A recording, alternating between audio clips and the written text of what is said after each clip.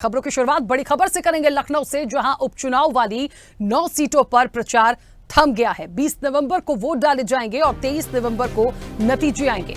चुनावी प्रचार थम गया है। आपको बता दें कि दिग्गजों ने काफी जोर भी लगाया और अब डोर टू डोर कैंपेन किया जाएगा।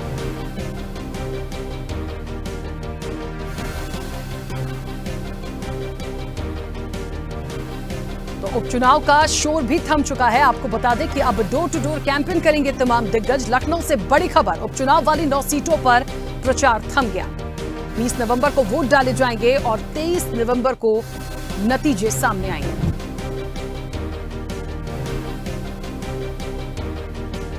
तो लखनऊ में उपचुनाव वाली 9 सीटों पर प्रचार थम गया है। 20 नवंबर को वोट डाले जाएंगे और 23 नवंबर को नतीजे आएंगे।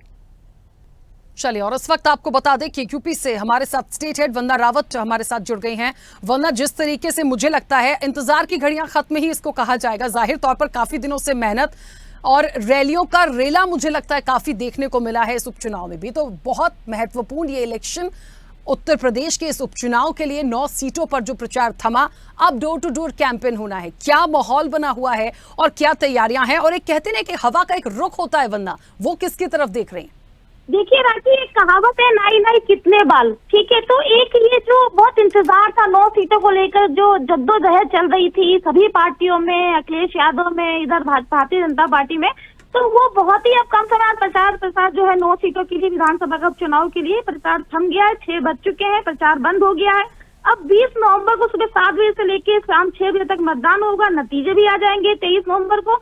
तो उपचुनाव की जो अहमियत है इससे समझी जा सकती है कि भारतीय जनता पार्टी और समाजवादी पार्टी के अलावा बहुजन समाज पार्टी ने भी सभी सीटों पर अपने प्रत्याशी खड़े किए हैं। वहीं भाजपा के आक्रामक प्रचार का क्रम लगातार जारी रहा है। पहली बार सपा मुखिया जो अखिलेश यादव है, उन्होंने उपचुनाव में इतना पसीना बहाया है कि आज तक उन्होंने उपचुनाव को इतनी तवज्जो ही नहीं दी थी। वहीं मुख्यमंत्री योगी आदित्यनाथ ने भी ये 9 सीटों को जो जिम्मेदारी थी वो अपने कंधों पर उठा रखी थी। एक एक सीट की रणनीति के साथ वो मैदान में उतरे।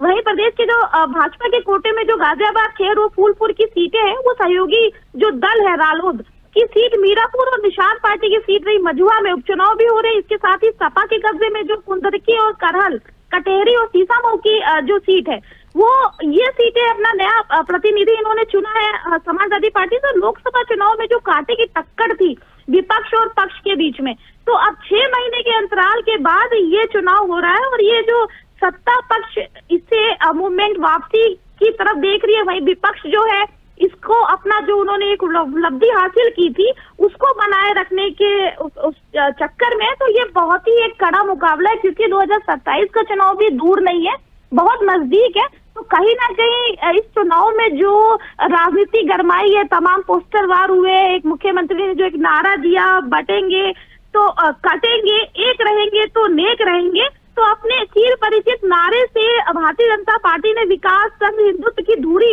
पर जो भाजपा की उम्मीदें इस पर टिकी हुई है। बच्चे के मुंह पर ये नारा है कि बटेंगे तो कटेंगे। तो वही अखिलेश यादव की बात करें तो पीडीए का दाव इन्होंने खेला है, क्योंकि इनका पीडीए का जो दाव था वो लोकसभा चुनाव में काफी असरदार था, क्योंकि पिछड़ा दलित और अल्पसंख्यक का दाव उपचुनाव में अब इन्होंने खेला। तो जैसे लोकसभा में इनको उपलब्धि मिली थी, बहुत ही सुपरहिट पिक्चर जो अखिलेश यादव की देखने को मिली थी, तो क्या उपचुनाव में भी इसका असर देखने को मिलेगा? तो ये बहुत ही इंटरेस्टिंग है, दिलचस्प मुकाबला है, क्योंकि सभी की निगाह इस पर है। 27 का चुनाव निर्भर करता है।